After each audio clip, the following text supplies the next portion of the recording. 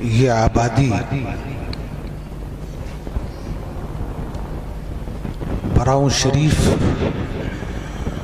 کے خانوادے کے لوگوں کے لیے، میرے لیے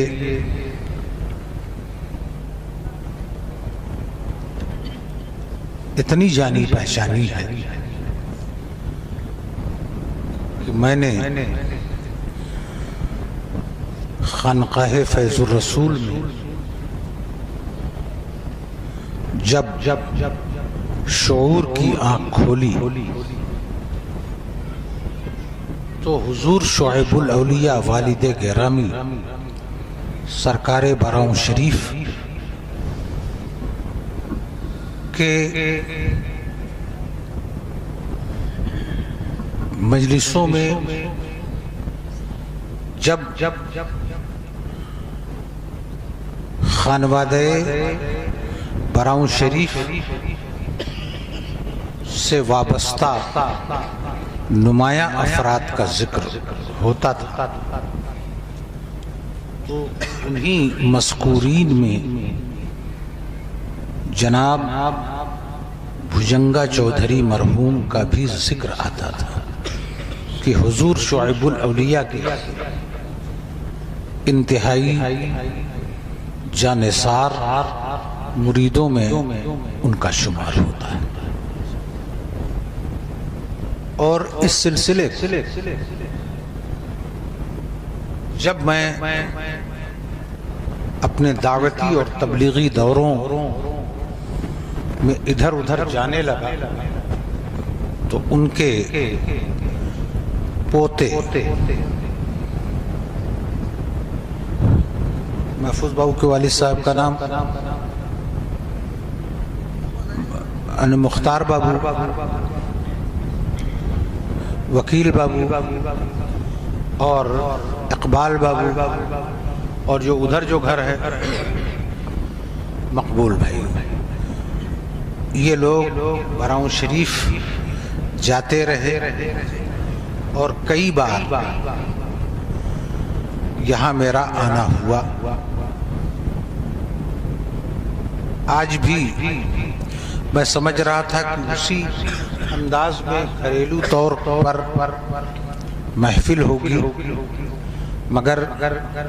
عزیزم مولانا معراج سلمہ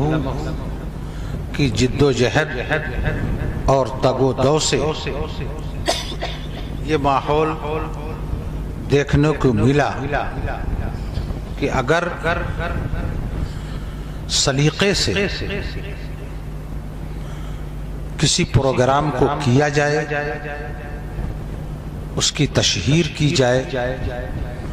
تو کوئی وجہ نہیں ہے کہ نبی کے غلام نام نبی پر جھومتے ہوئے والہانہ انداز میں محفل اور اجلاس میلاد النبی میں شرکت اپنی سعادت سمجھے۔ ان لوگوں سے خانقاہ فیض الرسول براؤں شریف کا جو دیرینہ تعلق ہے،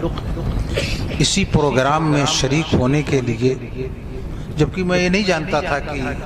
اس متوسط قسم کا جلسہ ہوگا یہاں، بلکہ میں تو وہی سمجھ رہا تھا،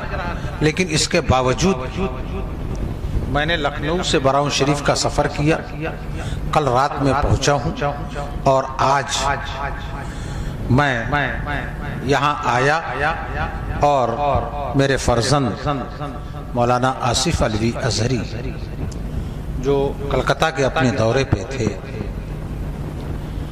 کل وہ شام کو اپنی فلائٹ سے لکھنؤ گورکھپور پہنچے اور ان کا دیوریا میں بھی پروگرام تھا۔ میں نے تاکید کی، وہاں کے لوگ بہت اصرار کر کے ان کو روکنا چاہتے تھے، اور آصف میاں بھی کہنے لگے کہ ابا آپ جا ہی رہے ہیں تو ہو ہی جائے گا، جیسے وہ سمجھتے تھے۔ تو میں نے کہا کہ نہیں، آپ آئیے، اس لیے کہ جن لوگوں کی جڑیں اتنی گہری ہوں عقیدت کی، ان لوگوں کو مایوس کرنا نہ ذاتی حیثیت سے مناسب ہے، نہ قومی حیثیت سے مناسب ہے، نہ دینی حیثیت سے مناسب ہے۔ اس لیے کہ میرا ماننا یہ ہے کہ جب لوگ اپنے بزرگوں سے، اپنے آستانوں سے جتنے ہی وابستگی ہوتی جائے گی اتنے ہی زیادہ ان کے عقیدے اور عمل میں نکھار پیدا ہو۔ بے شک، سبحان اللہ، بے شک۔ تو بہرحال ہم دونوں آ گئے اور آصف میاں نے بتلایا کہ جس فلائٹ سے میں آ رہا تھا اسی میں مولانا شمس الدین مکرانہ والے بھی تھے۔ تو آج جب نعت خوانی کا سلسلہ دراز ہونے لگا تو مجھے بے ساختہ مولانا شمس الدین کی یاد آئی کہ آصف میاں اگر ان کو یہیں لے آئے ہوتے تو سارا مسئلہ یہیں حل ہو جاتا۔ بہرحال اب جب تک کہ آصف میاں نہیں آ رہے ہیں، اسٹیج آ ہی رہے ہیں، تو اب آپ اندازہ لگائیے کہ ہم لوگوں کے ساتھ اگر کوئی محبتوں اور سیکھنے کا جذبہ لے کر کے ساتھ رہے تو اس کو بہت کچھ مل جاتا ہے۔ بے شک، بے شک، حق ہے، بے شک۔ ہمارا ڈرائیور ابھی جو نیا آیا ہے ہمارے مریدوں ہی میں سے ہے، فیض آباد ضلع کا،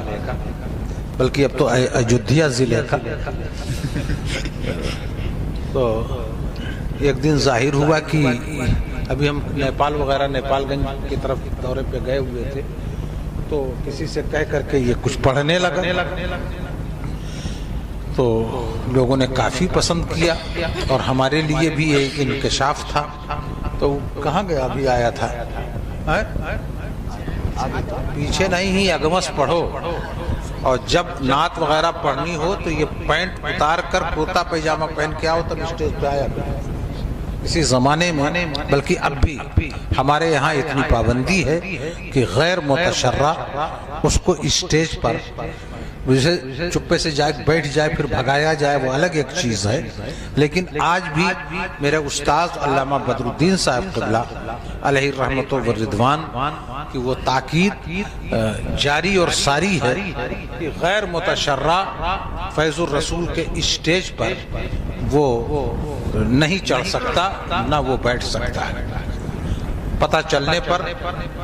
اسے شرمندگی ہوگی کیونکہ اتار دیا ہے۔ تو یہ اس کا جذبہ ہے۔ تو یہ اپنے دادا پیر سرکار شعیب الاولیاء کی ایک منقبت پڑھنا چاہتا ہے۔ میں نے اس واسطے کہہ دیا تاکہ اس کی حوصلہ افزائی ہو، اور ہم لوگوں کے ساتھ جو رہیں وہ خالی کھانے پینے کا ہی معاملہ نہ رکھیں جلسے میں، بلکہ کچھ حق ادا کریں کھانے کا۔